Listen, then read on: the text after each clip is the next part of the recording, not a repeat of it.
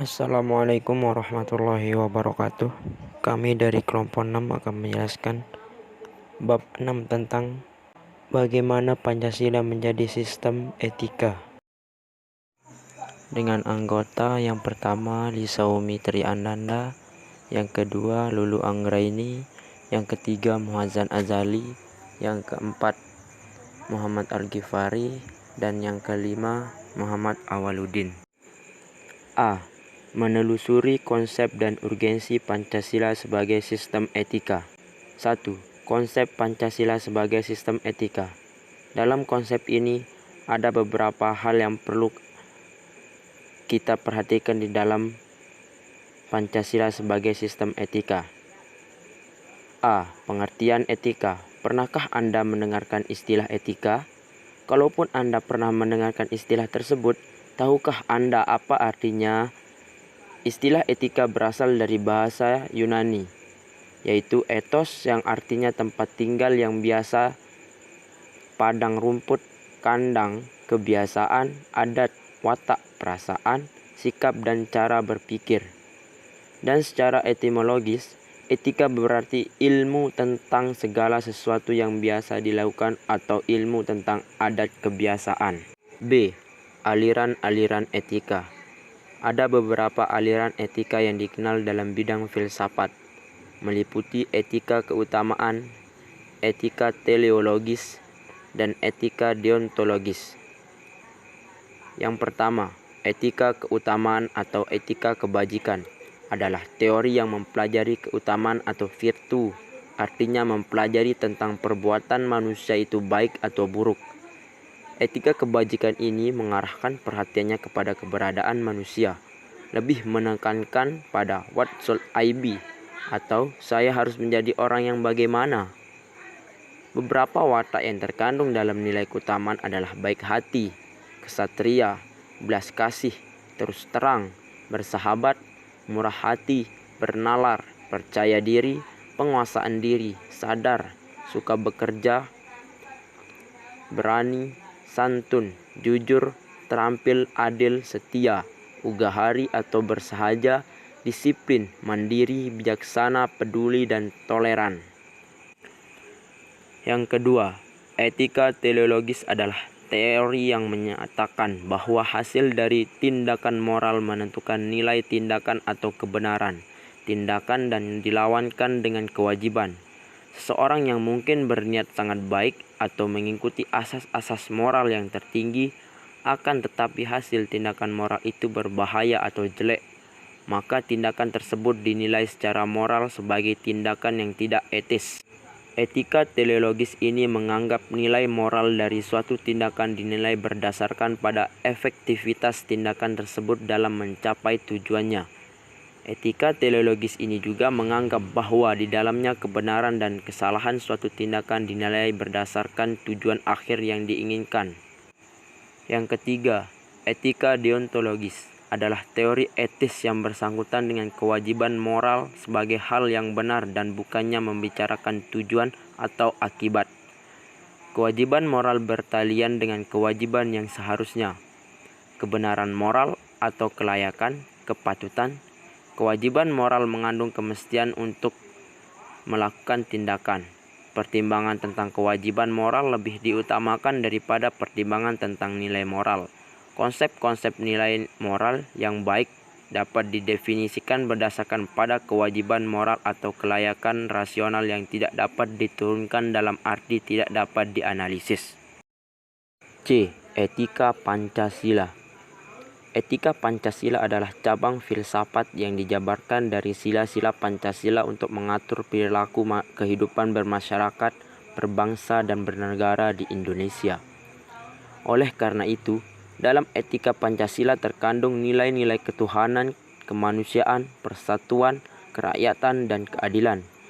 Kelima nilai tersebut membentuk perilaku manusia Indonesia dalam semua aspek kehidupannya.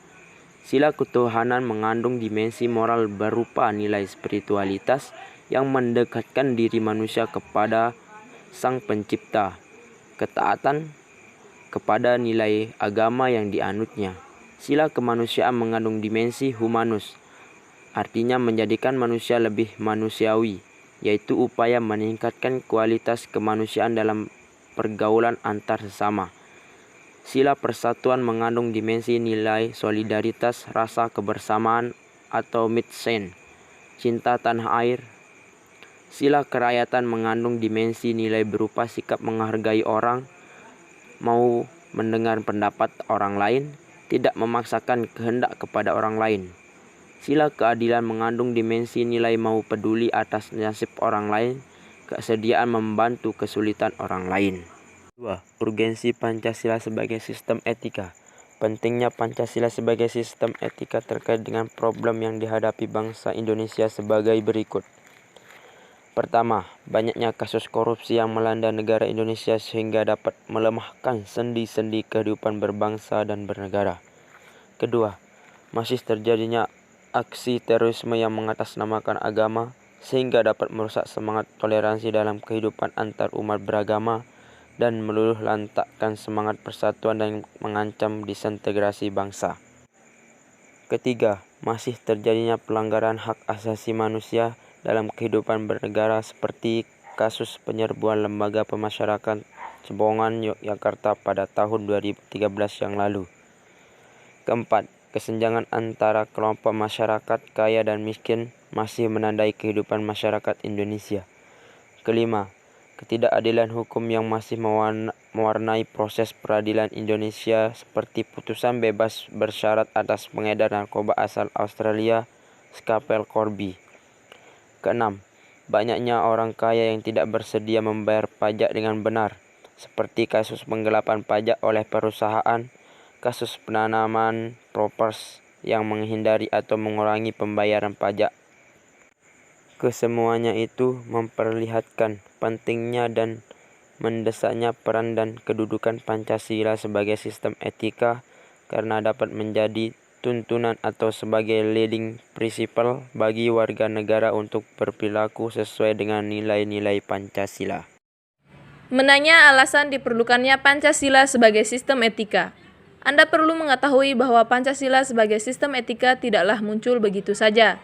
Pancasila sebagai sistem etika diperlukan dalam kehidupan politik untuk mengatur sistem penyelenggaraan negara.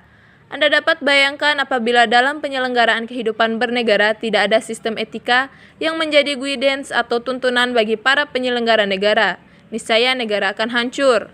Beberapa alasan mengapa Pancasila sebagai sistem etika itu diperlukan dalam penyelenggaraan kehidupan bernegara di Indonesia, meliputi hal-hal sebagai berikut. Pertama, dekadensi moral yang melanda kehidupan masyarakat, terutama generasi muda sehingga membahayakan kelangsungan hidup bernegara. Generasi muda yang tidak mendapat pendidikan karakter yang memadai dihadapkan pada pluralitas nilai yang melanda Indonesia sebagai akibat globalisasi sehingga mereka kehilangan arah. Dekadensi moral itu terjadi ketika pengaruh globalisasi tidak sejalan dengan nilai-nilai Pancasila, tetapi justru nilai-nilai dari luar berlaku dominan. Yang kedua, korupsi akan bersih maharajalela karena para penyelenggara negara tidak memiliki rambu-rambu normatif dalam menjalankan tugasnya. Para penyelenggara negara tidak dapat membedakan batasan yang boleh dan yang tidak, pantas dan tidak, baik dan buruk. Pancasila sebagai sistem etika terkait dengan pemahaman atas kriteria baik dan buruk. Arsibam dalam Axiology of Science menjelaskan bahwa baik dan buruk merupakan dua hal yang terpisah. Lalu yang ketiga, kurangnya rasa perlu berkontribusi dalam pembangunan melalui pembayaran pajak. Hal tersebut terlihat dari kepatuhan pajak yang masih rendah. Padahal, peranan pajak dari tahun ke tahun semakin meningkat dalam membiayai APBN. Pancasila sebagai sistem etika akan dapat mengarahkan wajib pajak untuk secara sadar memenuhi kewajiban perpajakannya dengan baik. Dengan kesadaran pajak yang tinggi, maka program pembangunan yang tertuang dalam APBN akan dapat dijalankan dengan sumber penerimaan dari sektor perpajakan. Keempat, pelanggaran hak-hak asasi manusia atau HAM dalam kehidupan bernegara di Indonesia ditandai dengan melemahnya penghargaan seseorang terhadap hak pihak lain. Kasus-kasus pelanggaran HAM yang dilaporkan di berbagai media seperti penganiayaan terhadap pembantu rumah tangga atau PRT, penelantaran anak-anak yatim oleh pihak-pihak yang seharusnya melindungi, kekerasan dalam rumah tangga atau KDRT, dan lain-lain. Kesemuanya itu menunjukkan bahwa kesadaran masyarakat terhadap nilai-nilai Pancasila sebagai sistem etika belum terjalan maksimal. Oleh karena itu, di samping diperlukan sosialisasi sistem etika Pancasila, diperlukan pula penjabaran sistem etika ke dalam peraturan perundang-undangan tentang HAM. Kelima, kerusakan lingkungan yang berdampak terhadap berbagai aspek kehidupan manusia, seperti kesehatan, kelancaran penerbangan, nasib generasi yang akan datang, global warming, perubahan cuaca, dan lain sebagainya. Kasus-kasus tersebut menunjukkan bahwa kesadaran terhadap nilai-nilai Pancasila sebagai sistem etika belum mendapat tempat yang tepat di hati masyarakat. C. Mengenal sumber historis, sosiologis, politis tentang Pancasila sebagai sistem etika. Yaitu yang pertama, sumber historis. Pada zaman Orde Lama, Pancasila sebagai sistem etika masih berbentuk sebagai filosofische Grundslag atau Weltanschauung. Artinya, nilai-nilai Pancasila belum ditegaskan ke dalam sistem etika, tetapi nilai-nilai moral telah terdapat pandangan hidup masyarakat. Masyarakat dalam masa Orde Lama telah mengenal nilai-nilai kemandirian bangsa yang oleh Presiden Soekarno disebut dengan istilah berdikari atau berdiri di atas kaki sendiri. Yang kedua, sumber sosiologis. Sumber sosiologis Pancasila sebagai sistem etika dapat ditemukan dalam kehidupan masyarakat sebagai etnik di Indonesia. Misalnya, orang Minangkabau dalam hal bermusyawarah memakai prinsip bulat air oleh pembuluh, bulat kata oleh mufakat. Masih banyak lagi mutiara kearifan lokal yang bertebaran di bumi Indonesia ini, sehingga memerlukan penelitian yang mendalam. Yang ketiga, sumber politis. Sumber politis Pancasila sebagai sistem etika terdapat dalam norma-norma dasar Grundnorm sebagai sumber penyusunan berbagai peraturan perundang-undang di Indonesia. Hans Kelsen mengatakan bahwa teori hukum itu suatu norma yang berbentuk piramida. Norma yang lebih rendah memperoleh kekuatannya dari suatu norma yang lebih tinggi. Semakin tinggi suatu norma akan semakin abstrak sifatnya, dan sebaliknya, semakin rendah kedudukannya akan semakin konkret norma tersebut. Pancasila sebagai sistem etika merupakan norma tertinggi yang sifatnya abstrak, sedangkan perundang-undang merupakan norma yang ada di bawahnya bersifat konkret. D. Membangun argumen tentang dinamika dan tantangan Pancasila sebagai sistem etika. 1. Beberapa argumen tentang dinamika Pancasila sebagai sistem etika dalam penyelenggaraan pemerintahan di Indonesia dapat diuraikan sebagai berikut. Pada zaman Orde Lama, pemilu diselenggarakan dengan semangat demokrasi yang diikuti banyak partai politik, tetapi dimenangkan 4 partai politik, yaitu Partai Nasional Indonesia atau PNI, Partai Muslimin Indonesia atau PARMUSI, Partai Nahdlatul Ulama atau PNU, dan Partai Komunis Indonesia atau PKI.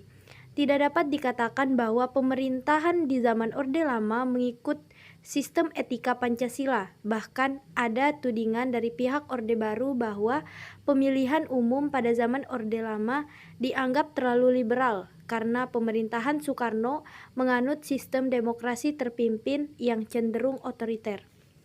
Kedua, pada zaman Orde Baru, sistem etika Pancasila diletakkan dalam bentuk penataran P4.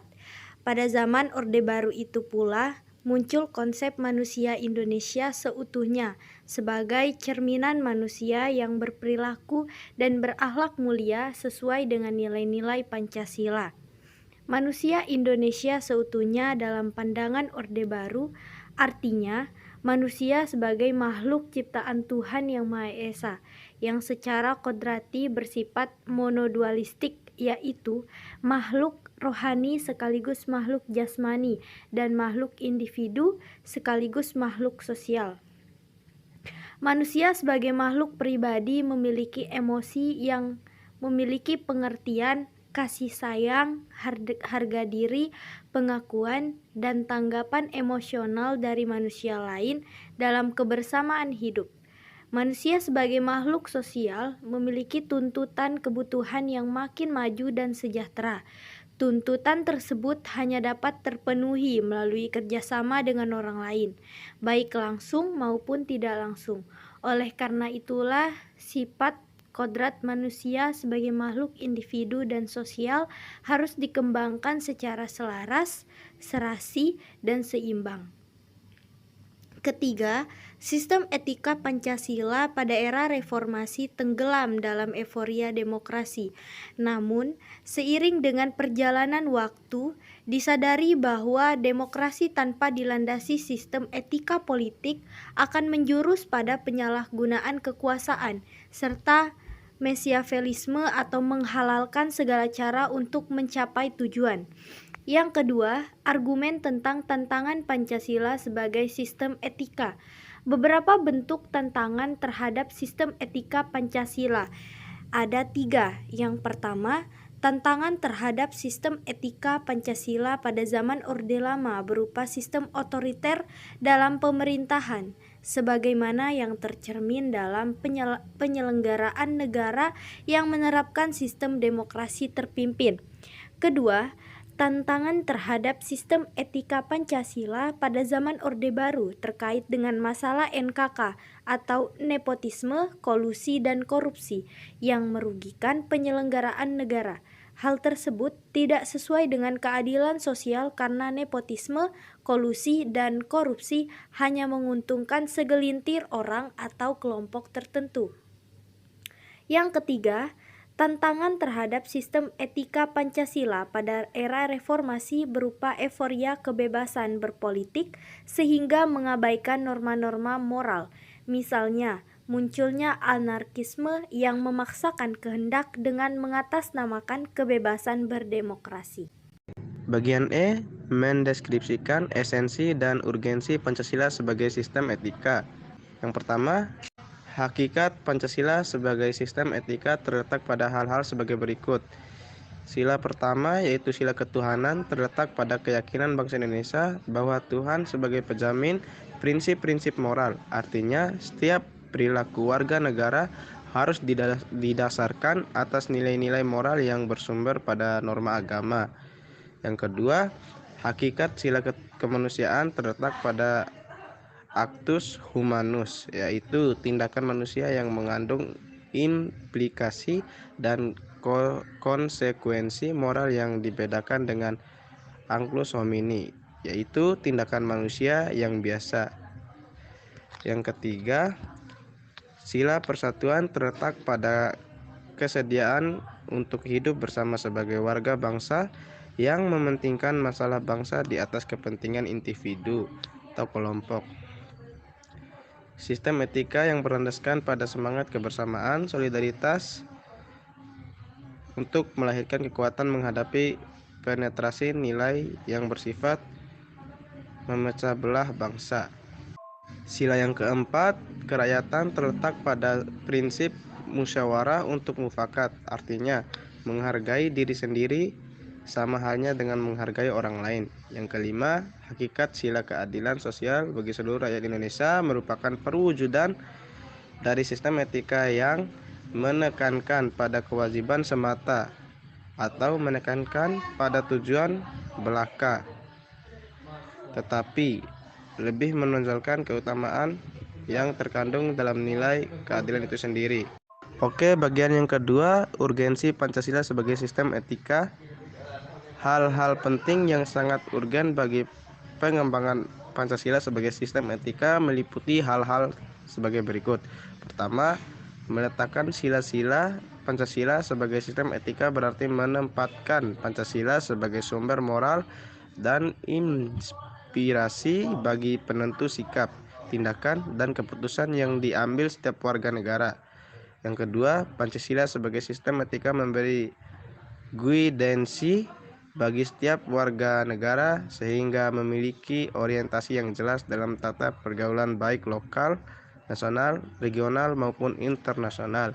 Yang ketiga, Pancasila sebagai sistem etika dapat menjadi dasar analisis bagi berbagai kebijakan yang dibuat oleh penyelenggara negara sehingga tidak keluar dari semangat negara kebangsaan yang berjiwa Pancasialis. Yang keempat, Pancasila sebagai sistem etika dapat menjadi filter untuk menyaring pluralitas nilai yang berkembang dalam kehidupan masyarakat sebagai dampak globalisasi yang memengaruhi pemikiran warga negara.